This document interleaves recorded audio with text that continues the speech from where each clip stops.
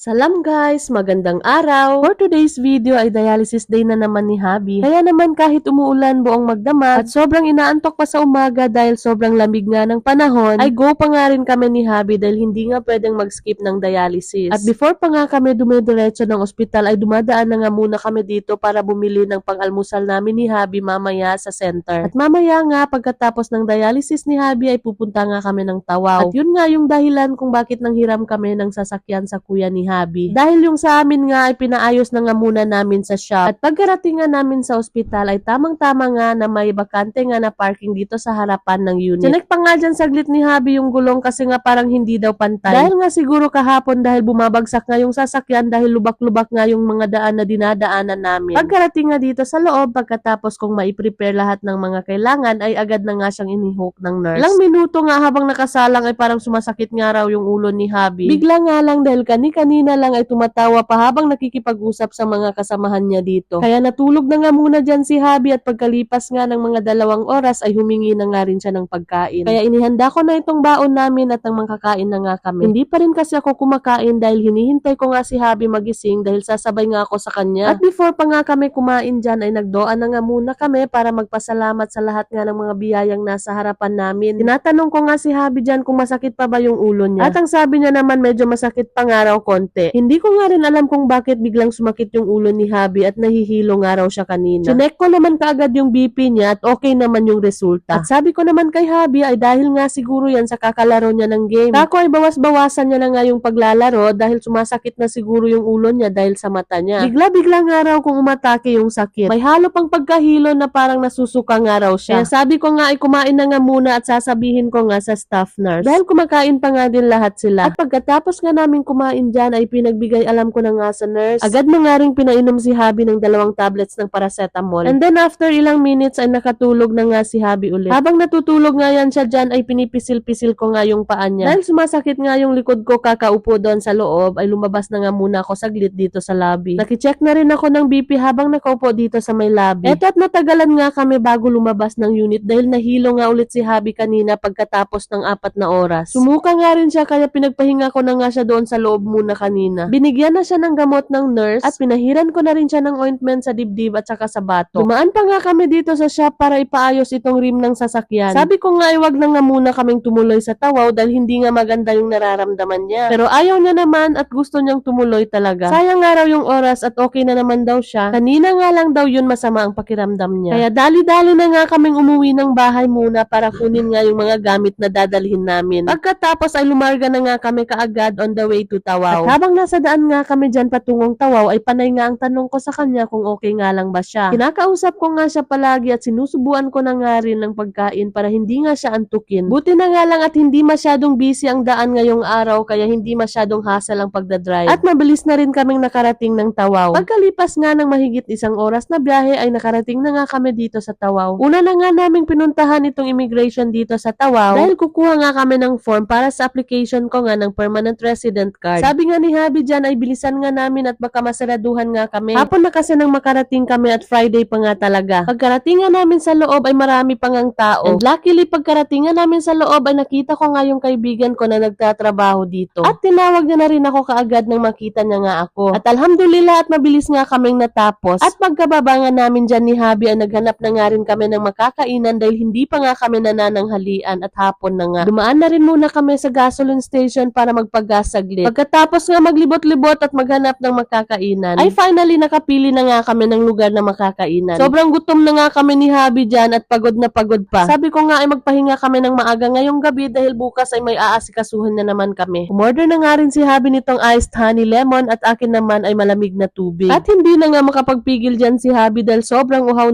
na siya. Mga ilang sandali pa nga ay dumating na nga yung mga in-order naming pagkain. At ito nga pala yung in-order ko na Mihun Seafood Tom Yum. Sobrang sarap na sarap lang talaga ako dito sa version nila. Kaya naman binabalik-balikan ko talaga kapag pumupunta kami dito sa Tawau. Dahil sa bukod ay mura na, masarap at loaded pa. At kay Habi naman ay itong nasi goreng pataya. Ito yung fried rice na binalot sa scrambled egg. Sobrang sarap din nito guys, kaya bestseller talaga ito dito sa Malaysia. Perfect din yung chili sauce nila dito dahil masarap. Kaya good choice nga talaga kapag dito kumain. At before pa nga kami kumain dyan ay nagdoa na nga muna kami para magpasalamat sa lahat ng mga biyayang nasa harapan namin. Share nga rin kami ni Habi dyan dahil sobrang dami nga ng isang serving nila. Sabi ko ay hinay-hinay nga lang at baka magulat nga yung tiyan namin. Dahil nga sa sobrang gutom na ay hindi talaga maiwasan na mabilis ang pagkain. Kaya ang resulta nga niyan ay mabilis nga rin kaming nabusog ni Habi dyan. At ang ending nga niyan ay pinagsaluhan na nga namin yung mihon tom yum soup at tinake away naman namin yung pataya fried rice kasi hindi na nga namin maubos. Doon na nga lang namin kakainin sa pag-i-stayan namin ngayong gabi para hindi na nga kami bababa at maghanap pa ng pagkain mamayang gabi. And that's all for today. Thank you for watching. See you on my next vlog.